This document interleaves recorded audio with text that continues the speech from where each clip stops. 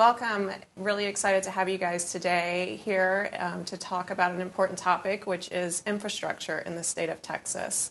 There's been a huge focus on this, as with federal money coming in from ARPA and IIJA. It's one of these once-in-a-generation opportunities to make a real impact on the state of Texas. So we'll be talking a little bit about what each of your offices are focused on and doing, and how we can prepare, and how the business community can join into that, be engaged and involved in what's being done. So the kind of first part of that is with broadband. We're seeing the pandemic really highlighted the need that should be considered almost like a utility.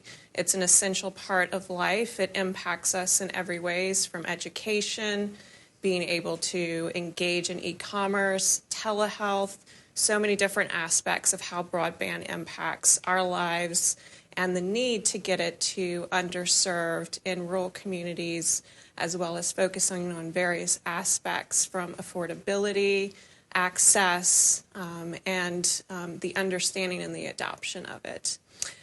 Greg, as your role as the director of the Texas Broadband Development Office, what are you guys focused on currently, and give a little background about your office? Yeah, so we have several different sort of work streams we're working on right now. We've been, essentially stood up since September of last year, created by HB 5 from the 87th legislature. The first work stream we're looking on is that essential plan. How are we going to address the digital divide in Texas? How are we going to utilize funds in the most appropriate way? And so right now we're actually underway with the comptroller is doing a 12-point listening tour across the state. And what we're doing is we're engaging with stakeholders, industry, the public, elected officials, whoever is impacted by the digital divide, which is pretty much everybody. And so we're engaging with them, having conversation with them, talking about what are the barriers in the regional areas related to broadband. We have surveys, we have all of that to help, push this stakeholder-driven process forward as we develop that plan. The plan does need to be published by mid-June, so that's right around the corner for us. And what we want to do is make sure that when this plan is published, that all stakeholders in Texas had an opportunity to partake within that process. So that's the plan itself, the planning and processes. Secondly, our second work stream is setting up the actual competitive grant plan, the grant program itself. And we're doing that now on the back end, making sure that we have all the processes in place to get money out the door, but also to receive the reporting and oversight components that are going to be part of that process. And then thirdly, we have an availability map of Texas. It's a unique opportunity for us to sort of map out where the digital divide is here in Texas. It's going to be an address level location fabric map that's going to depict whether each location has access to or does not have access to broadband. And it's going to help us utilizing those funds and targeting those funds in a more efficient and appropriate way. So those are the three work streams we have going on right now. We're also working with the federal government on drawing down a lot of this funding that's coming to us, whether it's ARPA under the Coronavirus Capital Projects Fund, or we're monitoring to the IIJA, the infrastructure bill that was signed back in November. We're trying to understand more about what we need for that and how we can prepare for the funding that's coming down the line for that. We'll have rules from NTIA come May, and we'll have a better idea of what that's going to look like. So that's really what we're focusing on right now as far as closing the digital divide here in Texas. Great. Darran, just switching over to you, as we think about this digital era that we're in, and the convergence of so many different industries, everything is connected is what we find out.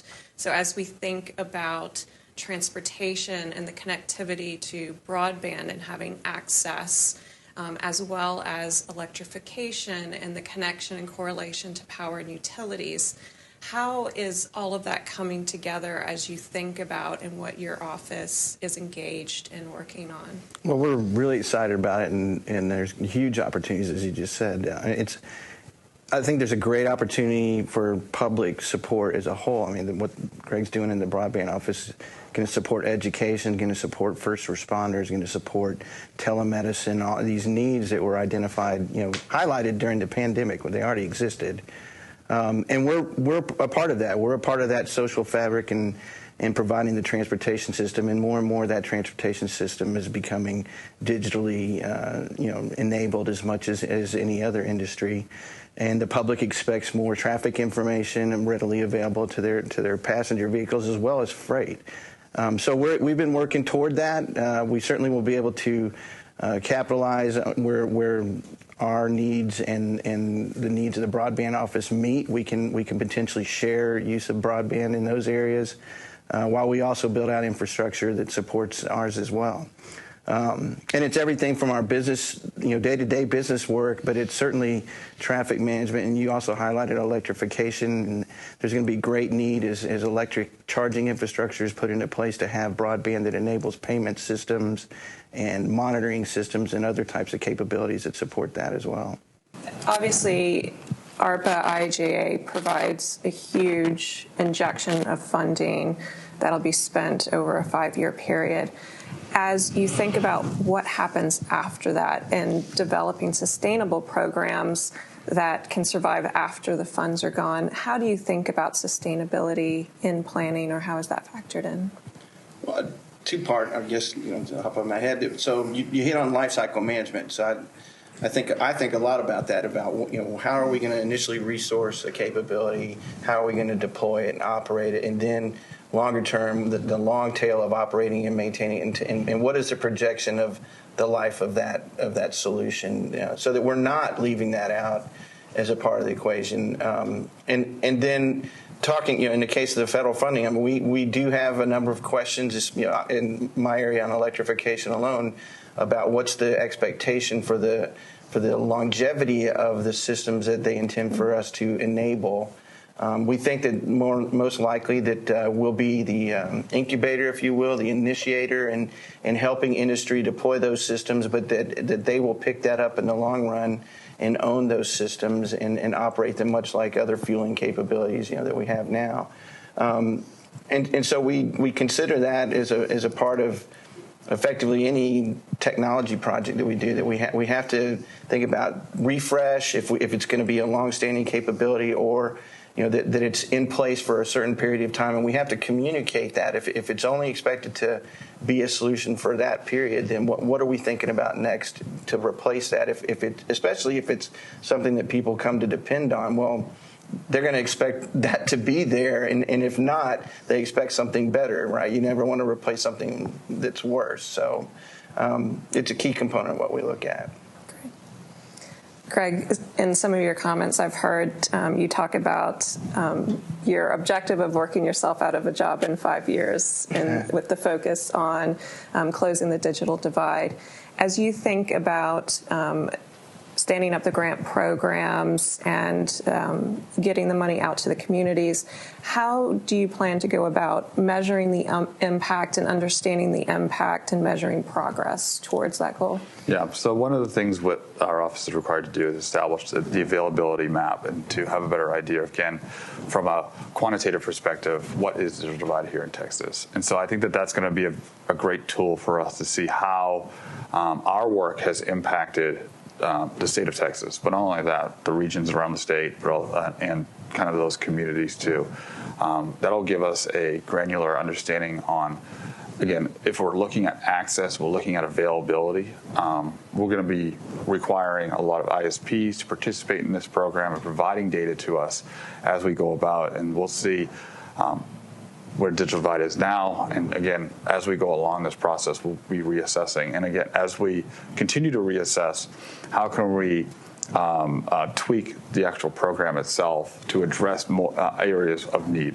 This IIJA funding that we'll be receiving is a cascading effect. So we do need to address the unserved first. So those areas around the state that don't even have broadband access at 25/3.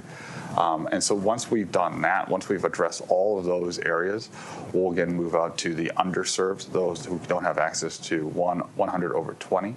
And then after that, our community anchor institutions. So the idea of this infrastructure bill is essentially to close the digital divide in Texas. And this is a perfect opportunity to do that. I think the funding that we receive will be pretty substantial. And I think that if if done right, we can close that digital divide by those metrics, that 25/3 and 100/20, within the 5-year span. There's talks about the FCC changing that definition of 25/3. It is a 7-year definition. It is considered highly outdated, and it does need to be updated. So we'll see how that kind of plays within this process itself too.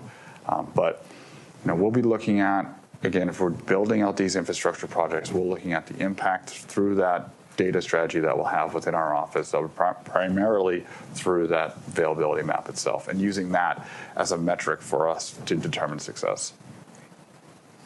Darran, as we look ahead to the future, what can the business community expect, and how can they stay engaged in the process moving forward? Well, I think there's opportunity now and well into the future, so they can expect that. I think they know that our state is business friendly, and that they encourage innovation and development. So I think those are easy expectations. As it relates to transportation technology as a whole, I think we know that and expect a much more connected solution. And the definition of connected, certainly relying on broadband, both 5G, fiber, and other broadband type technologies. But that's the network backbone, if you will, that will help enable us to do that. But we'll be deploying a lot of sensors. We'll be working with the auto industry and the freight industry and rail and air on what communications need to happen to engage them. And there's been a great deal of work already done on what is the information that needs to be shared. And you're starting to see that converge. We're starting to actually get to where it's happening, as opposed to we've been talking about and thinking about how to make it work. And so everything from, we're working with autonomous freight developers in the state right now. In fact, we're the leading state for that development. And they're sharing us information about our system. They're giving us real-time knowledge about things, about the maintenance of our system, or challenges that they may have that directly relate to people. So the great thing is we're able to take advantage of technology and not only use it for these advanced solutions, but bring it right back to the people's needs with their current capabilities. And so I think that's all there. I mean, we've mentioned the advancement of drones and the advancement of autonomy. It's a huge space, and I think it will greatly advance in the next 5 to 10 years. So we've been encouraging them to come here and help us do it. Great. Greg, similarly, you've shared a lot of information about the need for partnerships, the work that's being done in communities, the coming together of internet service providers, community leaders, as well as nonprofits to really tackle this issue. Any kind of additional thoughts of what the business community can expect, kind of what's coming in the future? Yeah. Again, back to the availability map, we'll be engaging our ISPs on providing data to include in that, accurate shapefile data to include within that map to identify what the needs are of Texas. That'll be our biggest ask from the business community, but also to, we talked about this supply chain issues, workforce issues, things like that we're focused on now too, because that's going to play a big part within this infrastructure program. Is, do we have the assets as far as workforce, and as far as a lot of these are going to be fiber projects, fiber optic cable. Some people are telling us it's going to take 2 years for them to get anything. So we're looking at that, and we'll continue to engage our business community on kind of what are the constraints within that ecosystem, as far as we continue to consider this program itself, and kind of what are the best needs for Texas. We are looking at the federal government as they continue to produce their guidance on certain programs, particularly infrastructure program.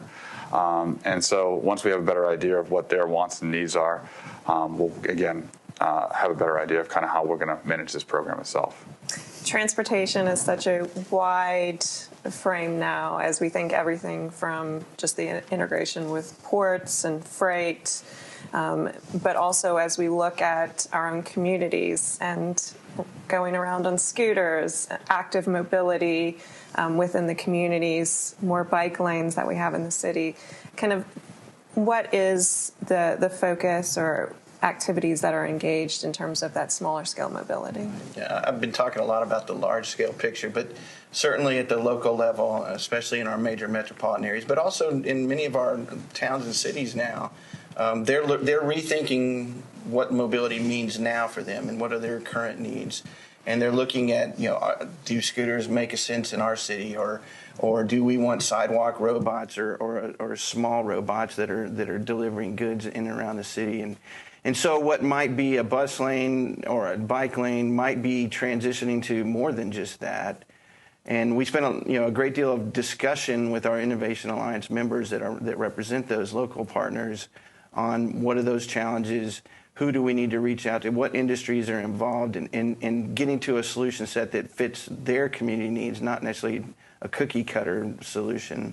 And again, that ties to the larger picture that we're thinking for the state. So we try to make sure that, when we look at that is it something that will be expected wherever you go, or is it just unique to this city? And if it's a larger thing, we help them share that experience and what they're learning from their local efforts with the others in the state. And so we hope that that's delivering an advancement across the entirety of the state that people can enjoy. Fantastic. Greg, I know it's really important to the Broadband Development Office to really understand and hear from the community. How can community business leaders, citizens share information with you so that there is that strong connection and data flow? Yeah, we're going to be having a lot of we're really busy right now, so we're going to be having a lot of output soon. We have the broadband plan going to be finalized in June. We're going to have the grant program sometime late summer, early fall. We're going to have the availability map come 2023.